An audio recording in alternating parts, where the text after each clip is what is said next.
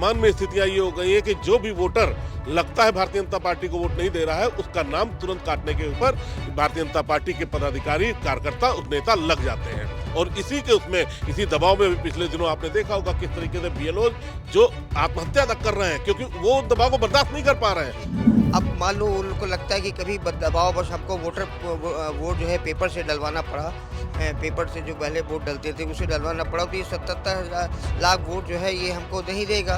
इन्होंने लोगों को राजनीति से हटाने के लिए, उनको भ्रमित करने के लिए, उनके वोटों का अधिकार छीनने का प्रयास किया है। ये वोटों के अधिकार को छीनने का एक प्रयास है, हमको कमज़ोर करने का एक प्रयास है और तानाशाही को लाने का पूरी तरह से इन्होंने मन बना रखा है, क्योंकि ये तानाशाह सरकार है और ये तानाशाही को ही लाइक करते हैं। आप क्या कर रहे हो? आप क्या देश को किस दिशा में ले जाना चाहते हो? आज देश में विकास नहीं हो रहा है। देखिए सड़कें गड्ढे में तब्दील हो गई हैं। गुजरात का जो आपने गुब्बारा फैलाया हुआ था वो फट चुका है। तो टारगेट करने का सीधा सा कारण है, सीधा सा कारण ये है कि आज सरकार ये बौखलाई हुई है। इनको मालूम है, इनकी नीतियां ऐसी हैं कि जनता इनको आगे सरकार में, सत्ता में आने नहीं देगी। तो ये उन लोगों के वोट जरूर कटवाना चाह रहे हैं, जो आम जनता है, जो वोट इनके खिलाफ देना चाहती है। 4 PM न्यूज नेटवर्क में आप सभी का स्वागत है। मैं हूं क्षितिज कांत। प्रधानमंत्री नरेंद्र मोदी के गढ़ में गुजरात में लगभग 77 लाख वोट कट जाते हैं। SIR प्रक्रिया पर लगातार आप देख रहे हैं तमाम सवाल खड़े हो रहे हैं और अब इस जो प्रक्रिया जो SIR की हुई है, 77 लाख जो वोट कटे हैं उसको लेकर डायरेक्ट कांग्रेस टारगेट कर रही है चुनाव आयुक्त को कि आखिरकार SIR प्रक्रिया में इस तरीके का घालमेल कैसे हो जा रहा है।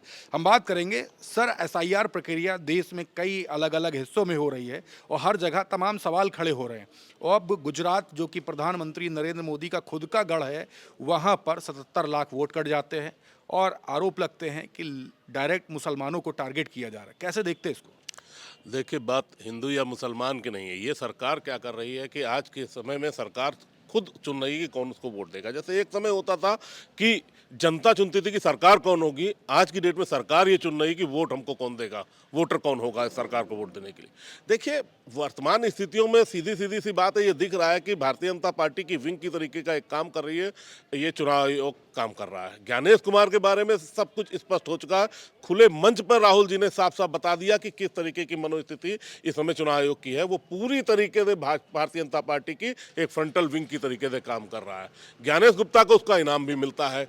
नाम काटने का केवल मकसद इनका वो है कि जो लोग उनके साथ वोट नहीं दे रहे हो, चाहे हिंदू हो या मुसलमान हो, उससे मतलब नहीं। इनको बस ये मालूम हो जाए अगर ये वोटर है उनका, तो फॉर्म 7 फर्जी भरवा करके उनके नाम वोट काटे जा रहे हैं। जगह जगह आपने देखा होगा, पूरे केवल गुजरात नहीं, पूरे उत्तर प्रदेश में वर्तमान में स्थितियां ये हो गई है कि जो भी वोटर लगता है भारतीय जनता पार्टी को वोट नहीं दे रहा है, उसका नाम तुरंत काटने के ऊपर भारतीय जनता पार्टी के पदाधिकारी, कार्यकर्ता, नेता लग जाते हैं। और इसी के उसमें, इसी दबाव में भी पिछले दिनों आपने देखा होगा किस तरीके से बीएलओ जो आत्महत्या तक कर रहे हैं, क्योंकि वो दबाव को बर्दाश्त नहीं कर पा रहे हैं। बहुत से ऐसे लोग हैं, बहुत से ऐसे बीएलओ हैं जो ईमानदार हैं, जो ईमानदारी से काम करना चाहते हैं, लेकिन ये सरकार दबाव दे रही है कि उनको किसी तरीके से उन लोगों के वोट काटने हैं जो भारतीय जनता पार्टी को वोट नहीं देते हैं। तो निश्चित तौर पर ये एक बड़ा मामला है देश के लिए और चिंता का विषय है कि किस तरीके से ट्रांसपेरेंसी हो पाएगी। क्या चुनाव आयोग जब इस तरीके की चीजें करेगा तो उससे जनता की चुनी हुई सरकार नहीं आएगी, बल्कि वोट चोरी से बनी हुई वो सरकार आ जाएगी जो जनता के हित में काम नहीं करेगी। वो केवल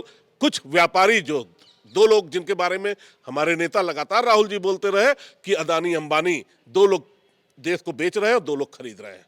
सर, SIR प्रक्रिया को लेकर यह भी कहा जा रहा है कि ग्राउंड स्तर पर कहीं ना कहीं घालमेल भी किया जा रहा है। BLO जैसा आपने कहा कि आत्महत्या तक कर लेते हैं। ममता बनर्जी की बात करें, उन्होंने पटकनी दी सुप्रीम कोर्ट, शीर्ष अदालत में जा करके, लेकिन सवाल वहीं का वहीं है, आखिरकार वोटर्स को टारगेट क्यों किया जा रहा है? वोटर्स को टारगेट करने का सीधा सा कारण है, सीधा सा कारण ये है कि आज सरकार ये बौखलाई हुई है। इनको मालूम है, इनकी नीतियां ऐसी हैं कि जनता इनको आगे सरकार में, सत्ता में आने नहीं देगी।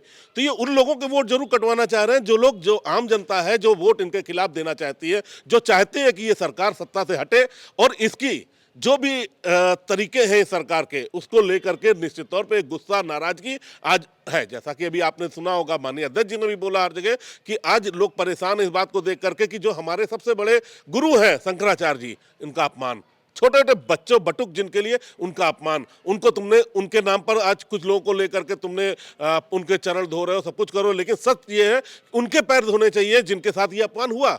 आज शंकराचार्य के चरणों पे गिर के उनको माफी मांगनी चाहिए, शायद वो उनको माफ कर दे। माफ वो कर सकते हैं लेकिन ऊपर वाला उनके इसको जीवन में कभी माफ नहीं करेगा और निश्चित तौर पे इसका पाप इस सरकार को भुगतना पड़ेगा।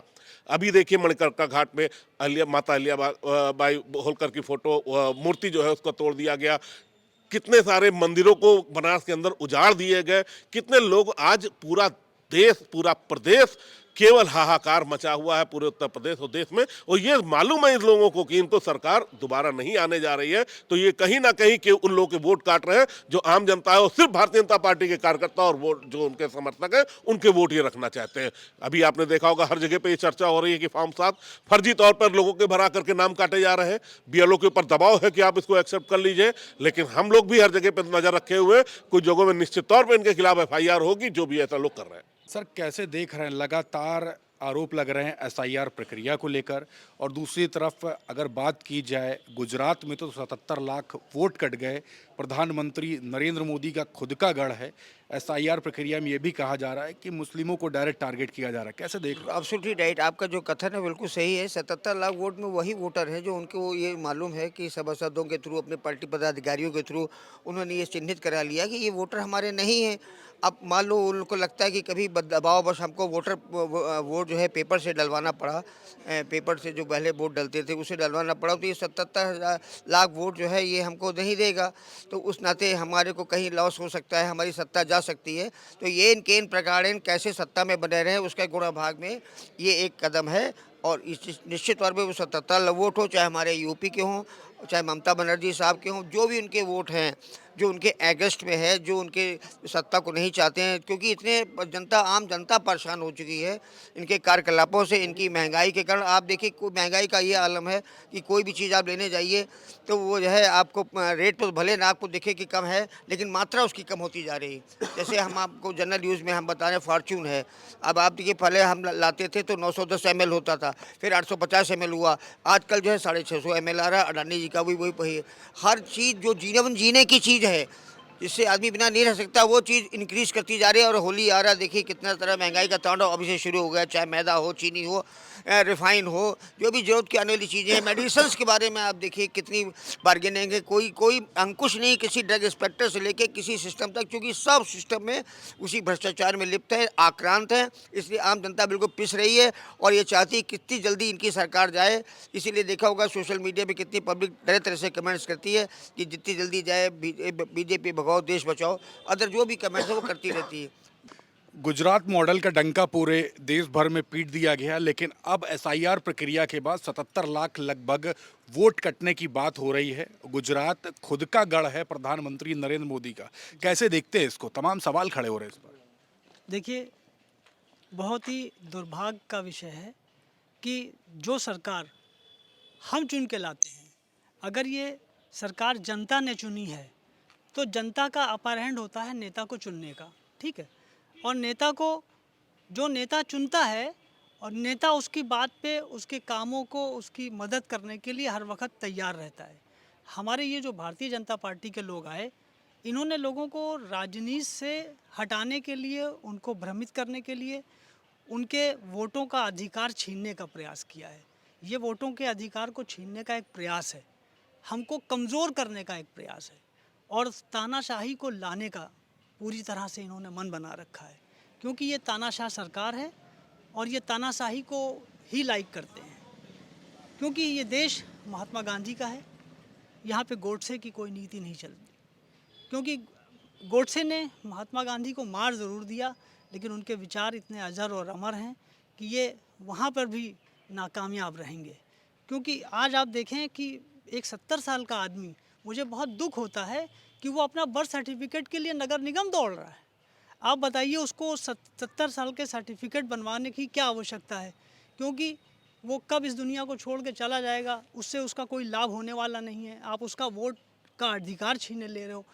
सबसे बड़ा अधिकार जो प्रजातंत्र में था वो वोट का अधिकार था, और हमारे वोट का अधिकार ही जब छिन जाएगा तो हम किस काबिल रह जाएंगे। बिल्कुल सर, आप कैसे देखते हैं? गुजरात जो कि खुद प्रधानमंत्री नरेंद्र मोदी का खुद का गढ़ माना जाता है, और उस गढ़ में 77 लाख वोट कट जाते हैं। कहा जा रहा है कि मुसलमानों के वोट काटे गए, इस तरीके के सवाल खड़े कर दिए गए।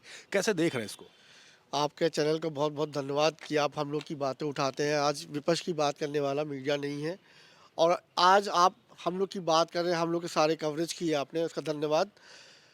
गुजरात मॉडल फेल हो चुका है। जो गुजरात में मोदी जी ने पूरे देश को काम पे लगा दिया, कोई क्वेश्चन ना कर पाए।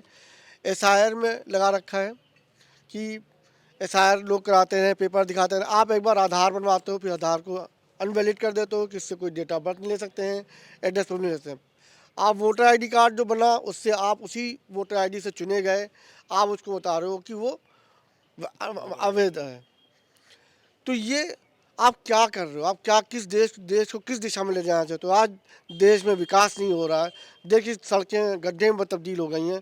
गुजरात का जो आपने गुब्बारा फुलाया हुआ था वो फट चुका है, और देश जान चुका है कि गुजरात में कुछ तरक्की हुई नहीं। वहाँ पुल गिर जाता है, मौतें हो जाती हैं, मीडिया से छुपा दिया जाता है। बिहार में भी सब होता है। बिहार में आप जी जाते हो, आप तानाशाही चला रहे हो, और आप अपनी अपनी पार्टी में दिखाते हो कि आप योगी के पीछे लगे हुए हो, आप अंतरकला मची हुई है। लेकिन आप पब्लिक से पेपर मांग रहे हो कि आप अपना वोटर का अधिकार दो। पब्लिक इसी में लगी हुई है कि अपने कागज़ को पूरे कर रही है, वो मुद्दे पे नहीं बात कर पा रही है, क्योंकि अपने पिता का नाम, अपनी जन्म स्थान हर आदमी खोज रहा है। ये बहुत गलत है। कांग्रेस इस दिशा में अजय राय जी बहुत बढ़िया से आवाज़ उठा रहे हैं, संघर्ष कर रहे हैं, और कांग्रेस ही इस देश में संघर्ष कर रही है। सारी पार्टियां सोई हुई हैं। लेकिन कांग्रेस सवाल तो खड़े कर रही है, राहुल गांधी या कांग्रेस के तमाम बड़े दिग्गज नेता सवाल तो खड़े कर रहे हैं, लेकिन कहीं ना कहीं सुनवाई नहीं हो रही, तमाम बड़े आरोप लगते। कैसे देखते हैं इसको? सर देखिए, आज की डेट में जो मीडिया है, बहुत कम मीडिया ये मुद्दे उठा पा रही है, और राहुल जी के सब जो क्वेश्चन थे, लोग राहुल जी को पप्पू बना दिया गया। राहुल जी ने जो क्वेश्चन उठाए, आज पब्लिक मान रही है। ये आने वाली क्रांति की भनक है, और ये देखिएगा एक बहुत बड़ी क्रांति बन जाएगी। इस देश को सिर्फ कांग्रेस बचा सकती है, और कोई पार्टी नहीं बचा सकती है। कांग्रेस कोई दलाली नहीं करती है। बाकी लोग किस तरह से राजनीति करते हैं, मैं उस पर कुछ कमेंट नहीं करना चाहता हूँ। बिल्कुल, तो ये देख रहे हैं कांग्रेस को विकल्प बता रहे हैं, और दूसरी तरफ आप देख रहे हैं कि कांग्रेस मुद्दा लगातार ये उठा रही है। 77 लाख वोट प्रधानमंत्री नरेंद्र मोदी के गढ़ में गुजरात में ही कट जाते हैं। आप देख रहे हैं एक तरफ ममता बनर्जी बंगाल में जो चुनाव है उसको लेकर सुप्रीम कोर्ट, शीर्ष अदालत पहुंच जाती हैं, वहां पर मुद्दा उठाया जाता है। 77 लाख वोट जब गुजरात में कट जाते हैं तो वहां पर मुद्दा उठता है। उत्तर प्रदेश में एसआईआर प्रक्रिया चल रही है, तमाम सवाल उत्तर प्रदेश में खड़े हो रहे हैं, लेकिन लगातार एसआईआर प्रक्रिया को लेकर तमाम सवालों के बीच में कांग्रेस लगातार आड़े हाथों ले रही है मौजूदा गवर्नमेंट को, और ज्ञानेश कुमार की जो कार्यप्रणाली है उस पर भी सवाल खड़े कर रही है। आपके क्या राय है इस पूरी जो गतिविधियां जो चल रही है उस पर? कमेंट बॉक्स में लिखें, और जुड़े रहे 4 PM न्यूज़ नेटवर्क के साथ ग्राउंड रिपोर्ट के लिए। मैं हूं क्षितिज कांत, कैमरा पर्सन शुभम के साथ 4 PM न्यूज़ नेटवर्क के लिए। धन्यवाद।